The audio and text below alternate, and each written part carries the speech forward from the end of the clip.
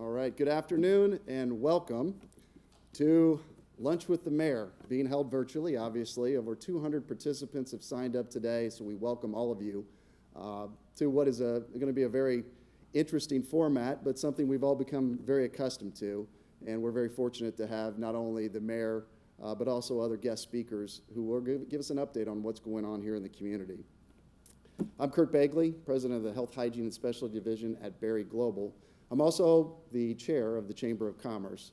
So again, very excited to be here. Wish we could be in person, but that should be just around the corner. We might get an update on what the vaccine rollout would look like here, or is looking like here in the community.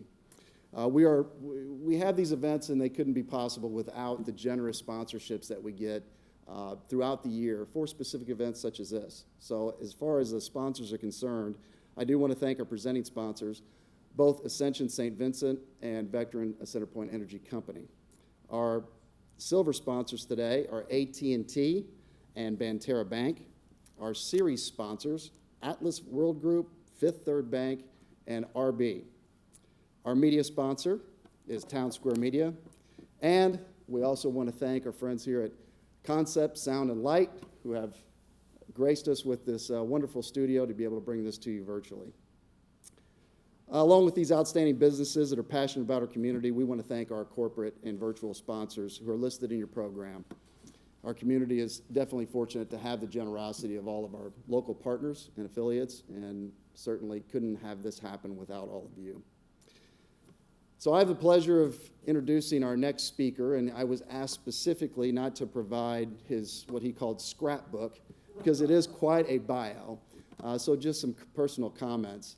You know, our community is always so blessed with local homegrown talent who make such an impact on our community, but we're also blessed with transplants who are willing to be quilted into the fabric of what we are as a community as our culture continues to evolve and grow. And since 2016, this gentleman joined our community and was not only welcomed with open arms, but was willing to jump in and provide his volunteer time for nonprofits while he was doing his day job.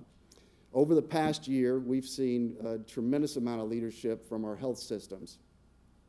This individual has not only helped be steadfast in his leadership for our community, but has also been a great leader for Ascension St Vincent. It is my pleasure to introduce our next speaker, Mr. Dan Parad, who is the president of Ascension St Vincent. And you can all have a round of applause in your office.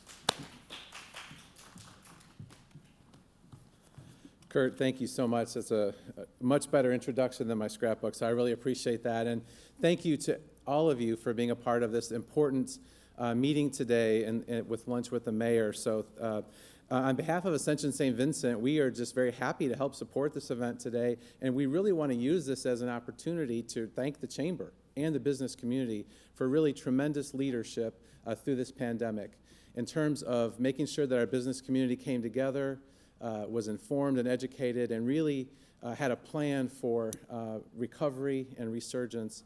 And so great job, and thank you so much to the Chamber for their leadership and to all the business community, large and small, for their role in helping us as a tri-state community get through the pandemic. I want to let you know a little bit about what we're seeing and mention just a little bit about the vaccine and share a couple of thoughts for businesses in the community. First, as a healthcare system, I want to share with you that what we are seeing still is that we are in the midst of a very significant surge of COVID-19 spread and hospitalizations.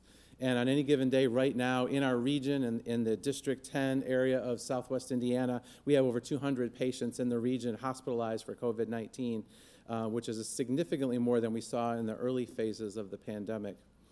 I will say on a brighter note that we are down from our peak, which was on December 9th of this year, where we had the most hospitalizations in our region. So a slightly encouraging sign that we're down a little bit.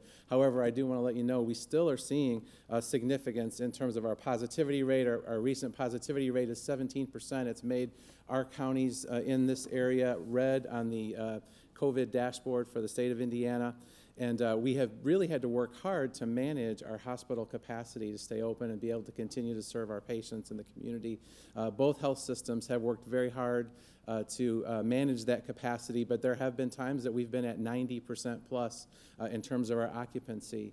And so we've worked very hard to make sure that we minimize the spread wherever possible, and we appreciate everyone's help with that.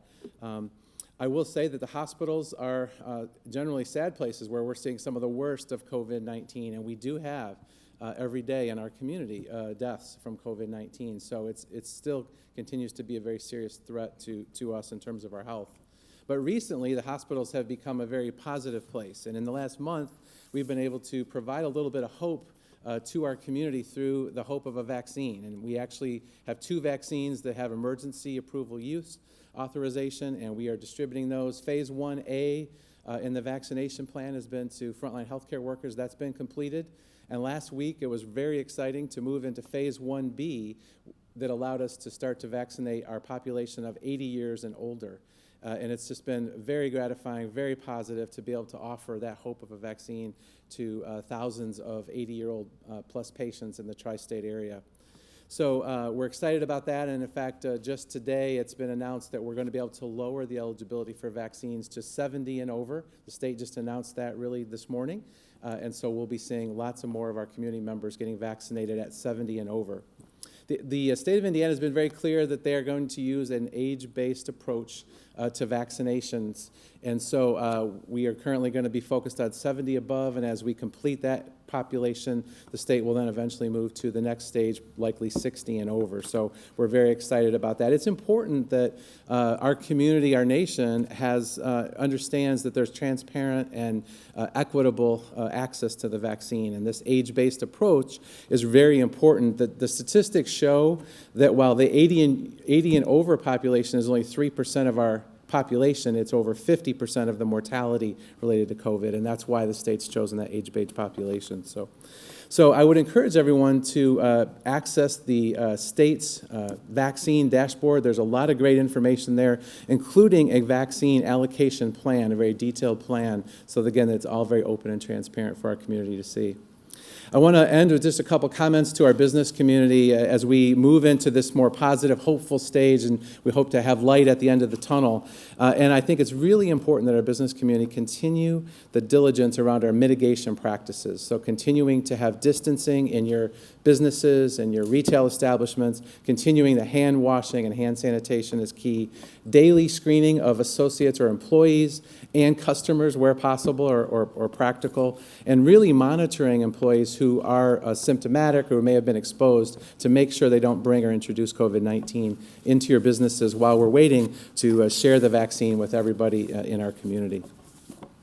It's now my great pleasure to actually introduce the star of the show, our guest speaker and our mayor. And before I read the official introduction, I'd like to just share a couple comments, and that is that I want to acknowledge the mayor, and I want to let you know that he has been a great supporter and advocate for healthcare, particularly during this past year, during the pandemic. He's been in daily communication with the health systems. He's listened, and he's taken proactive action to protect the safety of our community, even when those actions weren't popular. Recently, he and Carol personally delivered care packages of treats to our hospital workers in the region just to say thank you. So thank you, Mayor, for all your support of healthcare. I'd like to now let you know that I'm going to introduce our 34th Mayor of Evansville. He has been a friend to many and a champion of causes that matter to our region. The Chamber is proud to work alongside him to advance our community and our region. His vision and leadership have helped to bring about significant transformational change to our community. Please join me in welcoming Mayor Lloyd Pool. And we can give him applause as well.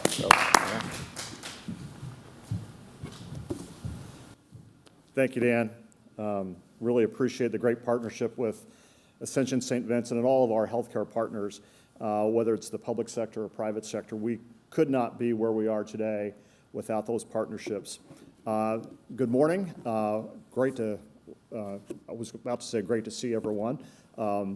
It's odd to be doing lunch with the mayor in this format. If you think it's odd for you sitting at your home office or your office, maybe eating or maybe not, it's even more odd presenting it this way. So, but we think we have an interesting program for you that I think you'll find very interesting.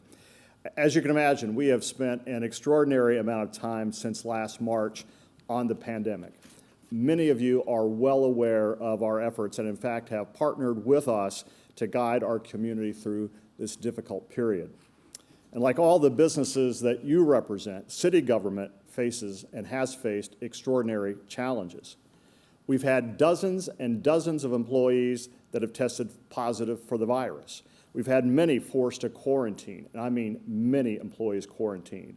Practically every city department has been affected, including police and fire. So staffing has definitely been an issue for city government. We've also experienced financial difficulties. Because of lost revenue, we've been forced to delay purchases, reprioritize spending, and cut workforce. Any of that sound familiar? I'm sure it does. We've eliminated 16 positions from our budget for 2021, including one from the mayor's office. We expect the difficulty with budgeting for the city will continue for the next 2 or 3 years. We have many revenue streams. Some have been more affected and more so than others. Last year, when the pandemic forced the closure of Indiana casinos, we went to the City Council and repealed $3.5 million from our capital budget, forcing the delay of some capital expenditures. We faced a serious cash flow challenge when the state extended the spring property tax payment last year. Property taxes flow into our general fund and represent a very large revenue stream. Thankfully, the state provided a backstop. As a result, we joined other municipalities from around the state in utilizing a short-term loan program through the Indiana Finance Authority. We borrowed a little more than $16 million on May 28th to help cover our operating expenses until tax payments were all received. We were able to repay 100% of that loan just 13 weeks later. I thought I'd take a couple of minutes and share with you how a couple of the high-profile funds were impacted. Let's start with Mesker Park Zoo and Botanic Garden. We'll start with attendance. We had just under 180,000 visitors in 2019. That fell to just over 80,000 last year. The zoo was completely closed in April and May and reopened with restrictions beginning in June. The good news is that we had really good weather, so numbers began to improve in August, and November was actually a very good month. We set an attendance record for November with 6,000 visitors. So here's how the revenue follows the attendance. In all, the zoo 2020 zoo revenue was about 50% of 2019's. The lion's share of the loss was between April and July, off about $490,000 over the same period from 2019. Again, thank goodness for good weather in August, September, October, and November. We are anticipating a much better 2021 and 2022 at the zoo, and we'll tell you why we expect that better performance in just a little bit. Conversely, our golf courses represent a positive financial story. They were closed for 2 months, but again, good weather, and I'm sure the overwhelming desire on the part of many to be outdoors really helped turn our financial situation around there. In 2019, golf revenue was about $1.4 million. Our 2020 revenue, despite 8 weeks of being closed, was a little over $1.7 million, an increase of almost $300,000. Hats off to our golf professionals, Dave McAtee and Mike Wassmer, as well as the grounds crews who have made our golf courses so good and so attractive. Let's take a little look at mass transit. It looked considerably different last year as well. Ridership dropped dramatically. In 2019, we had more than 965,000 riders. Last year, it was just under 448,000, a 53% decrease. Fortunately, METS was on the receiving end of $6.3 million in CARES Act money, a portion of which went toward last year's operation. The balance of that money will be put toward this year's operation. The city received another $3.8 million in CARES Act money, which has helped plug the holes of lost revenue, but certainly does not make us whole. So you see, we've not only been managing the pandemic like you as an employer, but also coordinating the community response with many, many partners. But we have not been singularly focused on COVID-19. We've also maintained a purposeful effort in maintaining our city's growth momentum.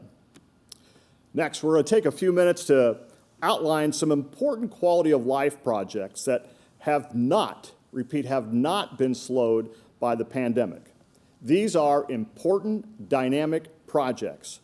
And I have 3 city department heads overseeing these projects to help us better understand them. They're going to start to walk over this way. First, we're going to introduce city engineer Brent Schmidt. Brent is going to talk about the Walnut Street Connector project. So just a brief overview of this. This project extends the protected path on Bob Jones Way that starts at 4th Street all the way to Van. And it has 3 phases. It will take several years to get done, but Brent and his team are overseeing that. Brent, why don't you come forward and describe the project and its impact on the community? Thank you, Mayor. The Walnut Street project is a really exciting project for the city of Evansville. It's composed of 3.1 miles of multimodal improvements along the corridor. Our 3 phases begin at Martin Luther King Boulevard and carry on all the way out to Van Avenue and actually up along Van Avenue to connect to the connector or the pedestrian overpass that the city built in 2015. Phase 1 of the Walnut Street project began construction in May of last year and is from Weinbach Avenue all the way to US 41.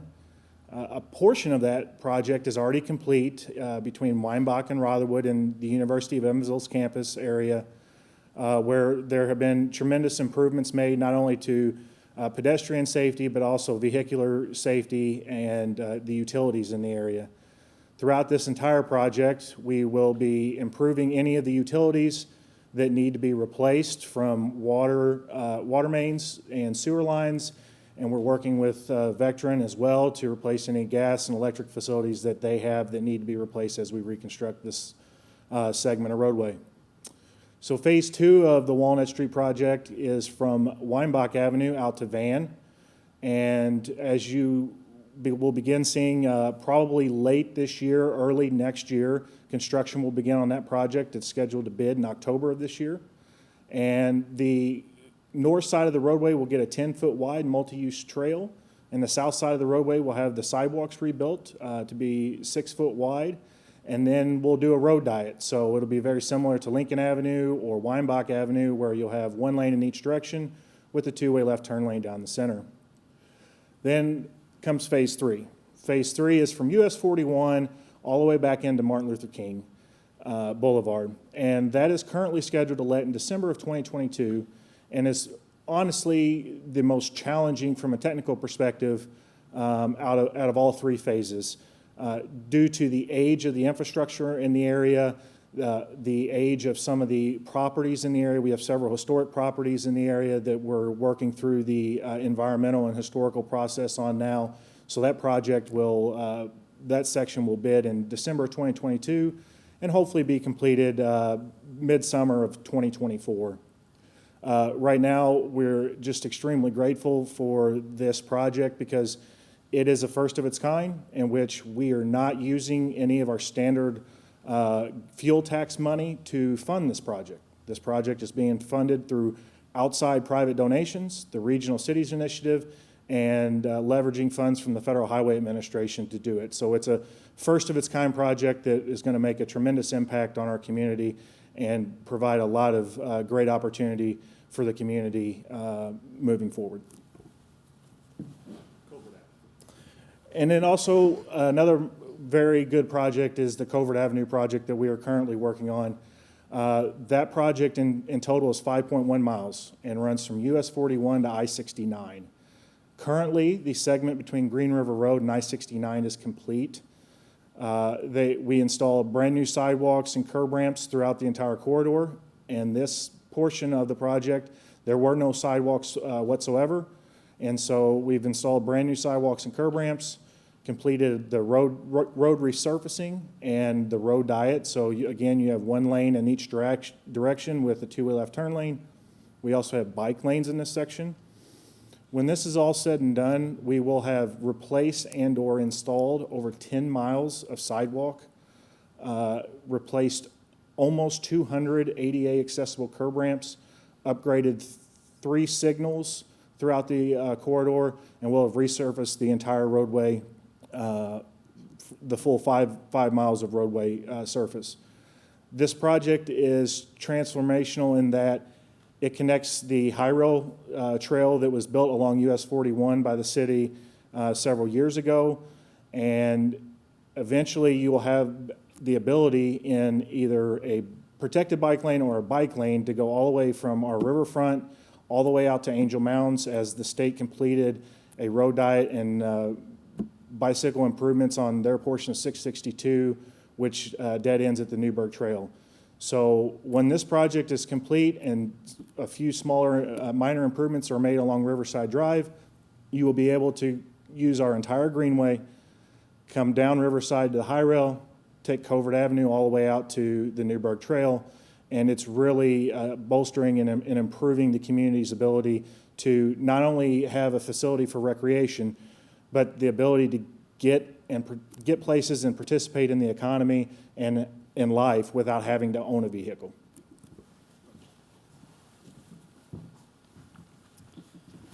Thank you, Brent. So lots going on in quality of life in terms of infrastructure. I will also tell you, we could talk probably for hours on end about all the projects that are still going on relating to the Evansville water and sewer utility. We try to keep residents and our citizens up to speed on all of those. A big water main project is about to start up First Avenue from roughly Morgan all the way to Ivy Tech. So lots going on, quality of life and connectivity and improving our infrastructure. Next, we're going to move to Garvin Park, and we'll bring in Parks Director Brian Holtz to talk about a project that has gotten a lot of publicity around our community, and understandably so, over the last many months, and that's the construction of the Deaconess Aquatic Center. Just to kind of reset for everyone, this replaces Lloyd Pool, which opened in 1975. I was in high school then, and let's just say that Lloyd Pool has seen much better days. Anyway, the Deaconess Aquatic Center, 2 indoor pools, 1 pool for competitive swimming and diving, and another for leisure activities. Indoor seating for 900, so we'll be able to host all kinds of great meets. If you haven't driven by recently, I would encourage you to do so just to see the magnitude of this project. So Brian Holtz, the Executive Director of the Parks and Recreation Department, is going to talk about that. Brian? Thank you, Mayor. Good afternoon. As the Mayor said, just a very exciting time, especially in Jacobsville neighborhood with the project underway with the Deaconess Aquatic Center.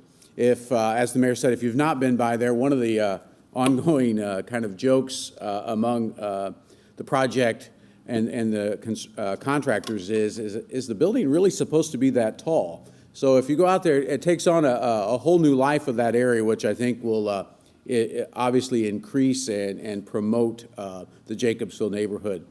Out there so far, the leisure pool, we have 2 pools. We have a competition pool, which is what we call a stretch 50.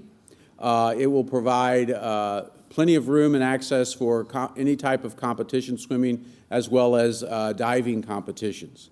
And then we also listened to the community that we know that was only part of it, and that we also, in part of this project, installed a leisure pool as well, which will provide a multitude of activities as well as programming. And then finally, on the outside of the pool, we'll be installing a splash pad, again, to create a significant need for our community as well. So the entire project is about 80,000 square feet with 2 pools. The leisure pool itself is, the roof is completed. The infrastructure work is being completed as well, the piping, those kind of things for both pools. Late last year in November, early December, the final piece of steel was put into place. And with the weather that we've been having, the hope is that in late January here, early February, the entire building will be enclosed so that the interior work can be well underway. As the mayor mentioned, seating capacity is for 900. We listened to a whole host of input from many different people, and knowing that we wanted to be able to host regional and even larger events, that caused us to want to make sure that we had enough capacity to meet the spectators' needs. Currently, the project is on target to be completed by July 31st of this year. In the month of December, our contractors and union workers have put in 5,400 man-hours just in the month of December, and that raised the total for the entire project of about 47,100 man-hours. Once the facility is completed, we'll be able to offer a whole host of programming. One of the things that I'm a firm believer in as the Parks Director is that everybody has the right to learn how to swim. And that's kind of a basic right. It's like riding a bicycle. So one of our main focuses will be on that early learning, early education, as well as across the board for adult programming, therapeutics, whatever the case may be, that we're going to be working with the YMCA to develop those programs and make this truly a community-based program as well as a project. Late last year, the NCAA mentioned and has awarded the 2026 Division II Swimming and Diving Competition here in Evansville at the Deaconess Aquatic Center. So we're excited working with the Evansville Sports Corporation and the CVB to get that event, and we look forward to working with them to secure other regional meets as well, not just the college level, but also the early learning, as well as other high school meets as well. Again, as I mentioned, the facility is 2 separate pools, which gives us a lot of diversity. It also has meeting rooms for those who would like to use the facility or rent the facility for an event. Another unique feature, as I mentioned, is the spray pad, spray park outside. That is a unique feature that I think lends itself well to this project as well. We'd be remiss, I think, if we didn't mention how this project came about, and really is a community, private, public partnership with a whole host of corporations and individuals, and Deaconess, obviously the naming rights sponsor with the Deaconess Aquatic Center. But again, across the board, when we pitched this idea initially, it was amazing to see the energy behind it, knowing that we needed one, knowing that Lloyd Pool has seen better days, and knowing that we needed to move forward. And I think with that energy came also, we can't forget to mention Lily King and her accomplishments as a gold medalist swimmer. As part of our new facility, there will be a tribute to Lily King inside, I think, which is fitting, and also to promote swimming in our community. Also, another important feature will be a Hall of Fame wall. Until recently, I wasn't aware of what type of and how many swimmers this community has been able to produce at many different levels. And so we're going to tribute and remember and honor those who have been part of the swimming community here locally. As I mentioned again, we look forward to this project being completed at the end of July, and we look forward to opening it and again showing off the success of our community. Thank you. Thank you, Brian. Okay, the last project we want to profile is at the Mesker Park Zoo and Botanic Garden. It is the Wayne and Beth Kinney Family Penguins of Patagonia exhibit. Let me just tell you, this is going to be a game-changing exhibit for our zoo. Eric Beck and his team have done a phenomenal job, one of keeping the zoo, reopening the zoo in the safest way manner so you can enjoy our great facility and still be safe. But on a parallel path, they've done great work in keeping this project going. I believe that this will turn out to be an all-time favorite of Mesker Park Zoo and Botanic Garden. So here's Eric Beck, the director of Mesker Park Zoo and Botanic Garden, to tell you all about the Wayne and Beth Kinney family Penguins of Patagonia exhibit.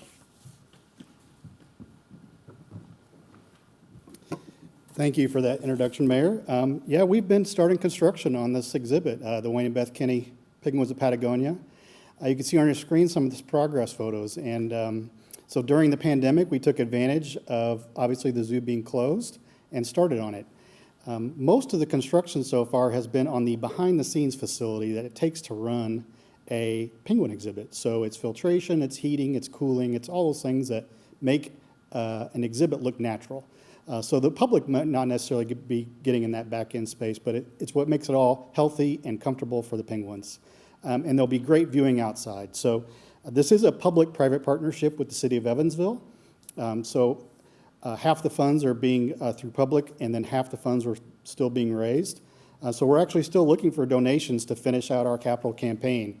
And we take gifts of any size, so large, medium, or small. And there's even a way for families to get involved. We have little plaques that you can buy that will have your family name or grandkids or nieces or nephews or anything you would like on that plaque that'll stay a part of the exhibit from here on out. You can buy those on our website, meskerparkzoo.com. So any donation absolutely makes it happen. Behind the scenes, you'll be able to see, or you can see in this image, is that we're building nest boxes for the penguins, some pools that will be off exhibit for them for the winter months. And so there'll be a little bit of area back there for them and the keepers to do their work. One question I get so much about penguins is, aren't penguins in cold weather? I thought they lived in Antarctica. And while all penguin species live in the southern hemisphere, not all penguins are cold penguins. And so the species that we are getting here at Mesker Park Zoo are called Humboldt penguins. And they're actually closer to the equator than they are the South Pole. And so you'll find them on the Pacific coastline in Chile and Peru.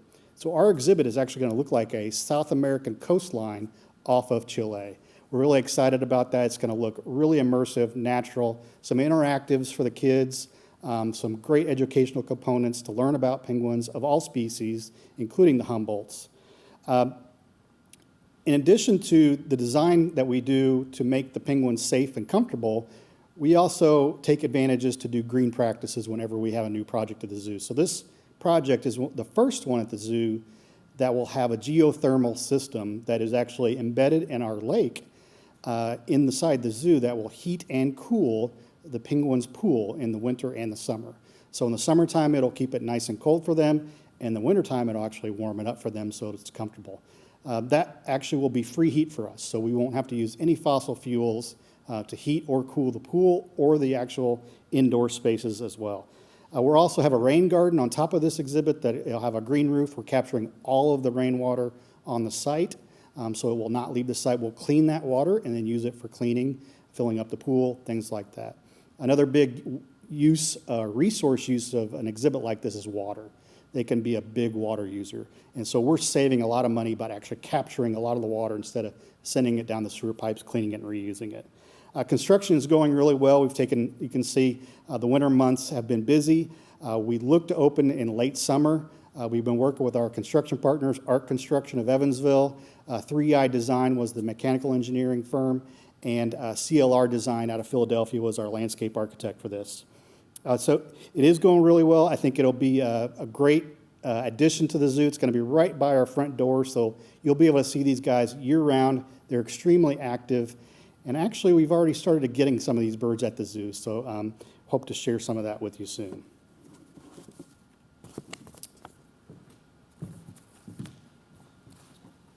Okay, so we're going to have 18 to 25 penguins in this exhibit. Eric said it is an immersive, hands-on kind of exhibit space. You'll actually be able to feed the penguins, and so we look forward to having some fun with that. And as Eric mentioned, we have some of these newest residents of the zoo in-house. They are in quarantine. Isn't that appropriate, given the time we're in? But getting used to the environment. So I teased this a little earlier to a group I spoke with, and I said, we're going to have a little something fun to make people feel really good about what's going on in life. So if we could show this video. So actually, here is video of some of the penguins that are in Evansville. We have 8 of them in-house now. And Eric, why don't you come back and describe a little more? And if we get to the end of this video, just start it again. Yeah, that's great. That's a great video. I'm glad it's showing up. A big part of what we do is enrich our animals. So what you see on this video is penguins chasing bubbles. And how much fun can that be? So the keepers have put a little bubble machine. Penguins are great hunters. So they're visual hunters. They search out fish and they hunt fish. So they're actually playing with the bubbles and just hunting them down. And so we give them all sorts of activities to do behind the scenes to keep them happy and healthy until their brand new home is done. Okay. For those of you who I teased that to, I hope that lived up to the billing. Anyway, when Eric showed me that video last week, I said, we've got to figure out a way to incorporate that into Lunch with the Mayor. I'm so glad we did. So those are some examples of the projects that are going on in the city of Evansville while we continue to manage the pandemic, and there are more. We're still working on the 5th and Main project. The developer there has recently applied for redevelopment tax credits with the state. We hope to hear positive news on that sooner rather than later. Once the financing is finalized, you'll see the dilapidated 18-story tower imploded. Yes, I said imploded, and then the demolition of the Sycamore building. In their place will be 2 new iconic buildings designed by Jeff Justice and his team at Hafer, designed for mixed use. I'm confident that they will be yet another magnet for downtown investment and activity. Definitely lots going on. I'd like to close by thanking you for your continued confidence and investment in our region.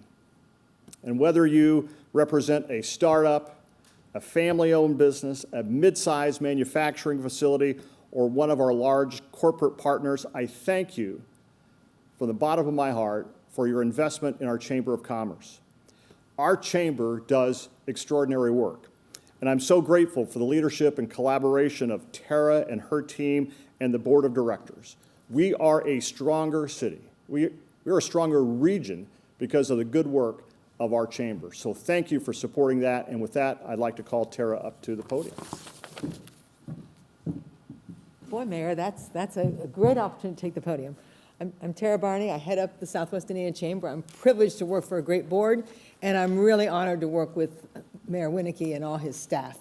I've got a few questions. I'm going to drag the mayor back this way because I have been the keeper of what's coming in over Slido, and we're going to spend a few minutes hearing from the mayor on what you in the business committee have sent my way. And I suppose there's still an opportunity, if you have a question you want to make sure we bring forward today, to ask that question. But I'm going to lead off with softball, Mayor, since you described a major event in downtown Evansville, and that's, blowing up a building. If you'd like to share anything else about what's going on in downtown Evansville. Someone's asked that question. So. Other things going, well, let me tell you a little more about 5th and Main, and then, so the 5th and Main project, we're very excited about. We all wanted to, most of us, I think, wanted to save the tower.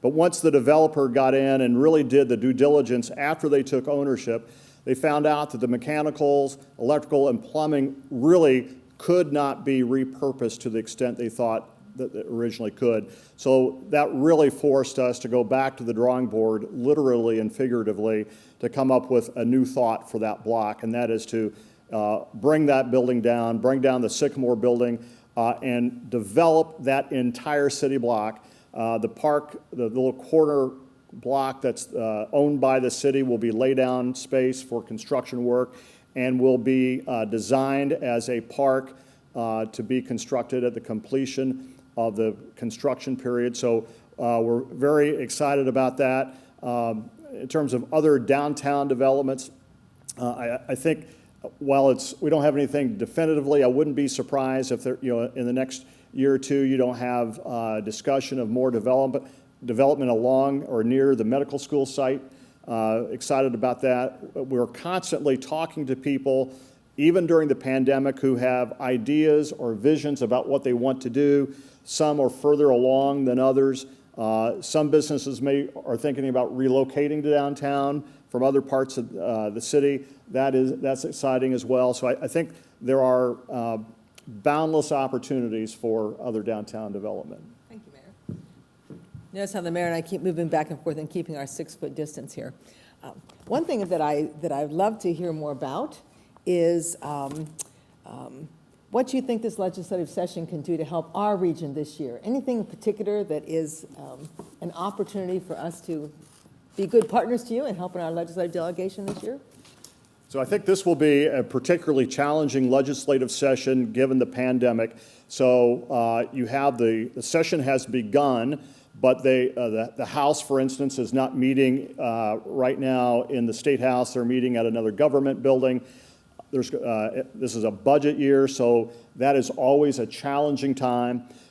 They also have to redistrict the legislative boundaries this year, so those will be the highest priorities. The city does have a couple of specific bills that we're interested in, most notably a change in the professional convention and sports district area, which will basically allow the city to capture money that would otherwise go to the state for a period of time so we can use for reinvestment in downtown. We've been working on that project on and off for a number of years, but we believe that we have a chance to really make some hay this year. We continue to have discussions with policymakers, both in the State House, on the legislative side, and in the administrative side, about how we can get resources for mental health and substance abuse facilities. I'm not sure how much will come of that. Those will be heavy lifts, especially given the nature of this session, but we continue to have discussions along those lines. And of course, the I-69 bridge continues to be a focus. We speak regularly with our colleagues from across the river in Henderson. They're in constant contact with state officials in Kentucky, and we're having those same conversations with NDOT Commissioner Joe McGinnis and the governor about the timing of that. We really hope that the environmental impact statement will be complete sooner rather than later, and what that means is that both states have more or less, at that point, both states will more or less have agreed to the funding of a new bridge, and so I would think there's going to be some news this year and hopefully earlier in the year rather than later on the bridge. Thank you, Mayor.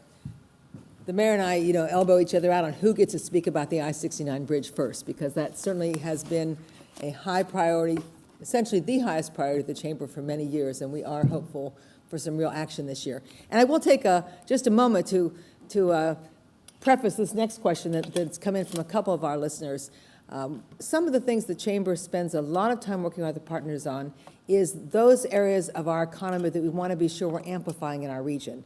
And they are very much around advanced manufacturing and life sciences. So the Stone Medical Center and the facilities that are coming together in downtown Evansville are a huge opportunity for our region, and we are working very regularly with all of our healthcare partners to make sure we're doing all we can in residencies and those things that set us up to do more in that space. So I'd cue that up and say the other half of our economy that we have spent a great deal of time trying to find ways to be creative and supportive of is our restaurant and retail industry during this incredible year, because that is the group that has suffered the most. So if you have any thoughts on other ways we can continue to be supportive, several folks have asked about that.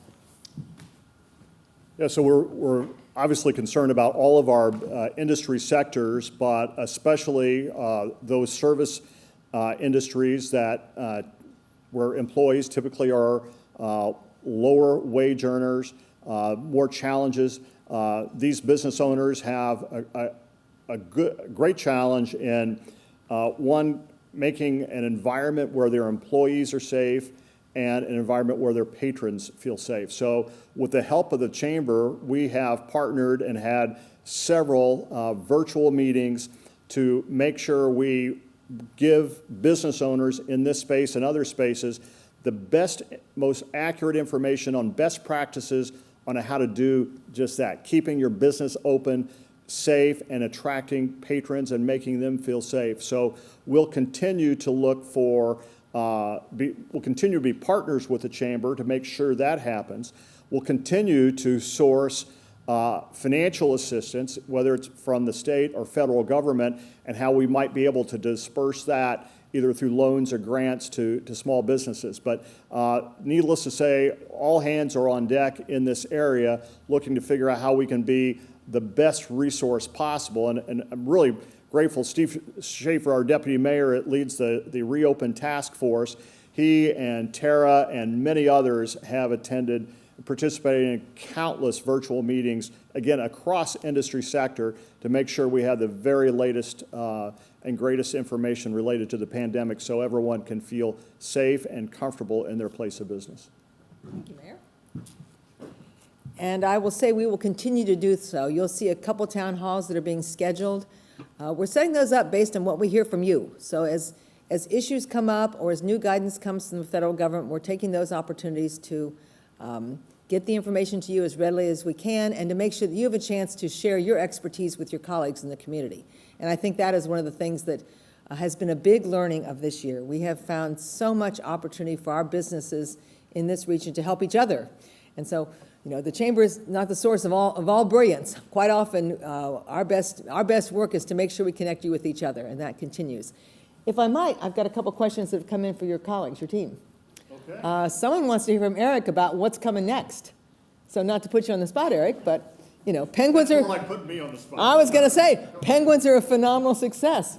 What's on the horizon? No, that's a great question, and we're always planning for the future and working on the present for sure. So, so at the zoo, we continue to improve existing facilities. So we're always making improvements to our current areas. We're getting ready to add on to our tiger space down in our Asian Valley to make our tigers a little more room to roam down there. That's a very old exhibit, so trying to modify that.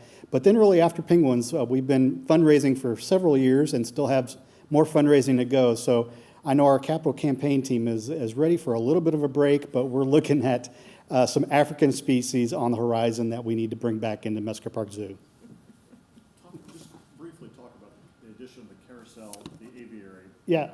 So right before penguins, our first campaign, phase one of this campaign was we opened a budgie walkthrough aviary, which is an outdoor experience where you can buy the little seed sticks and go out and feed the budgies, and a new carousel. So we bought a brand new carousel that's full of endangered species animals to ride. So you can ride a lion, a polar bear, a sea turtle, all kinds of great stuff. That runs year round. It's actually in an indoor space, so we can open it up in the summer, close it off in the winter. So that's a great thing to add. And in addition to that, before COVID, we had an event space where you could have events and stuff like that. Those opened in 2018 and have been very successful for us. So.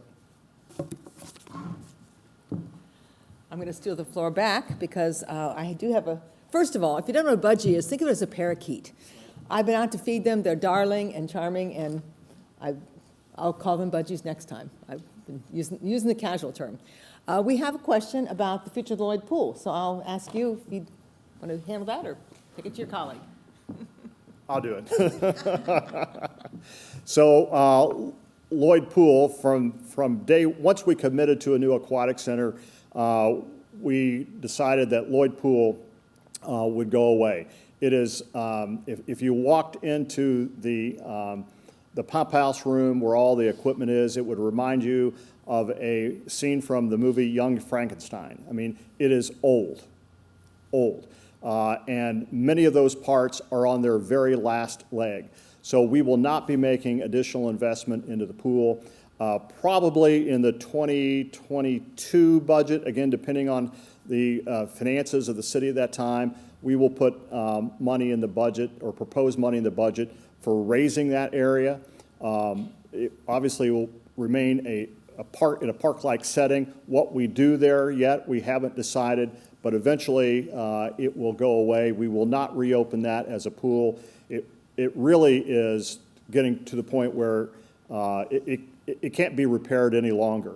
There are sections of the building where the floors and the walls are beginning to separate, so additional investment in that facility would not be warranted, so it eventually will go away. Thank you, Mayor. And there's a question that I think is an appropriate one for this conversation. What's your biggest concern for 2021 as far as your role in this community? Then we'll go positive. Biggest concern, well, how much time do we have left? I would say my biggest concern for this year is focuses around public health. That is something we can control. We each make personal decisions in our lives, whether it's at business or in our home lives, that affect or can affect public health. So that's something that we can all touch and do. We all touch it every day. So my biggest concern is that we get as many people as possible vaccinated. We are blessed in this community to have health systems that compete day in and day out. But I will tell you, when it comes to this pandemic, they are arm in arm, along with our health department. There are many communities around this state that are envious of the relationship and the resources we have here. So my biggest concern is that we get as many people vaccinated, that the hospitals start to see a decline in their census, and we can, that businesses, large and small of all kinds, can start to say, okay, they can start to see a light at the end of the tunnel. I think that's my biggest hope and concern at the same time. I think that's very well put, Mayor, and I would support you in that, because if there's an area of focus that the Chamber has learned a great deal about this year, it's how important the operations of our businesses are to keeping our citizenry not just employed, but safe. And I think it's been a journey for all of us to make sure that we are providing the key information and the guidance that helps our business community to make sure their employees can get to work, that the businesses can keep operating, and that paychecks come home to our community, because that's the virtuous cycle of all this. As long as we can keep our citizens at work, keep our businesses operating and the regulations and the guidance they need available, we're going to come out of this very challenging last year and have a bright future, I think. I'm going to take a moment, if I might, to thank you, Mayor, for all you do for this community, not just in your professional life, but personally. There's not a person that I see more of 24/7 at everything that goes on in this community. And that's not lost on any of us in the business community or anyone that's a citizen of this region.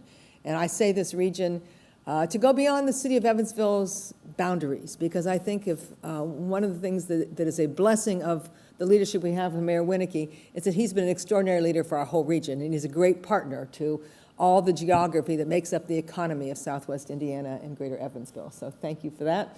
And I want to say a special thanks to Brent and Brian and Eric for being with us today, gentlemen. I think oftentimes we don't get to see the people that are the thought leaders behind the work that goes on when we're whining about a construction activity. But thank you. It's so great to have your leadership and your work on behalf of this community. And it's fun to have you with us today. I am personally a zoo freak, so I'm especially excited about what's coming with the penguins.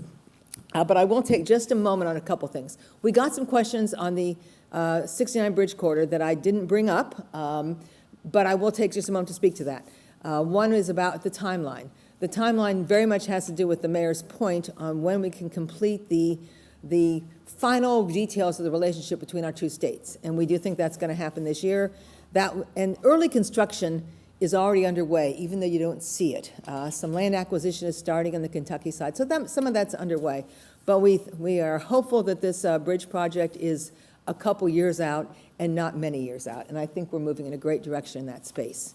And we'll be keeping you fully informed on that, not just through the city's website, but through the work that the Chamber does with BridgeLink and our partners in the state of Kentucky on that as well.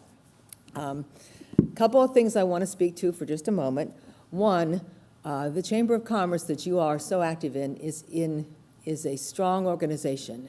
If the last year has taught us anything, it's that with the help of our board and with the leadership of so many of our members, we are able to not just be nimble, but be deliberately nimble in being responsive to what you as a business community tell us you need. We've been blessed to learn a lot over this past year about how we go from being an association of members to an association of businesses that are not just committed to their own future, but committed to the future of this region.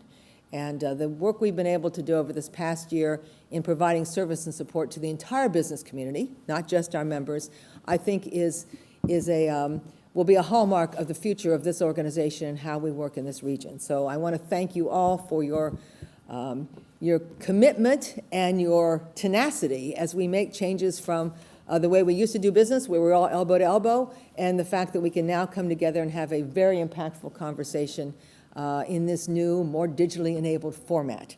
And in that regard, I want to thank our sponsors, especially, Concept, for putting this cool background together that we can be in front of you for today. But it is because so many of you that have sponsored us as version A are now willing to sponsor this work as version B that we can be so impactful. So I'm very, very grateful for the partnership of all of you that have made today possible. I want to take one more comment on where we are with that 17% number, because that's not a happy number.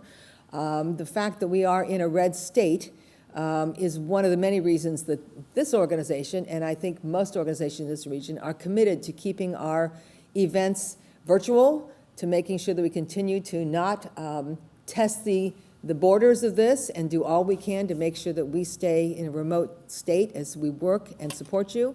That said, we are every day at the work of supporting you. So our Small Business Development Center, our services to you, our technical assistance tools are all available to you day in and day out. If there's an initiative or a challenge or a business issue that you haven't felt like you've gotten the information to us, please do, because we are at this business every day. We are blessed to have a great set of counselors in our Small Business Development Center, and they are right now gearing up to provide more information about the new round of federal guidance and PPP that's coming our way. For the most part, you're going to want to continue to work with your financial partners on that, but we're available to answer questions and be supportive to you on that. So that will continue, and we will continue, I hope, to be an organization that can be the convening of the interests and priorities of not just our business community, but our entire community, and how we work to make sure this is the best region we could want to live, work, and play in. So that work will continue. I'm sure I have 5 other things to share with you, but I know that you've probably finished your lunch by now. That's my reminder that our new line of work apparently is lunch delivery. So we have delivered a couple hundred lunches to you all today. I didn't know that would become a line of work of this organization, but I'm proud that it happens, and it happens because we've got some great members that are out there delivering lunches to you all. So I hope that's been a good fit. And above all, I want to thank Ascension St V. Dan, thanks for being with us today. Thanks for all of your stewardship of this community, but especially for your updates on what's going on and how we can continue to be enablers of the work you're doing to keep our community safe. We're so appreciative. And we're very appreciative of CenterPoint Energy. They are longtime partners, and for all of our sponsors that have helped make today happen. With that, I'm going to thank you for being with us today. I'm going to thank you, Mayor Winnicky. Kudos to you, and thank you for your team. And I hope you all have a great rest of your week.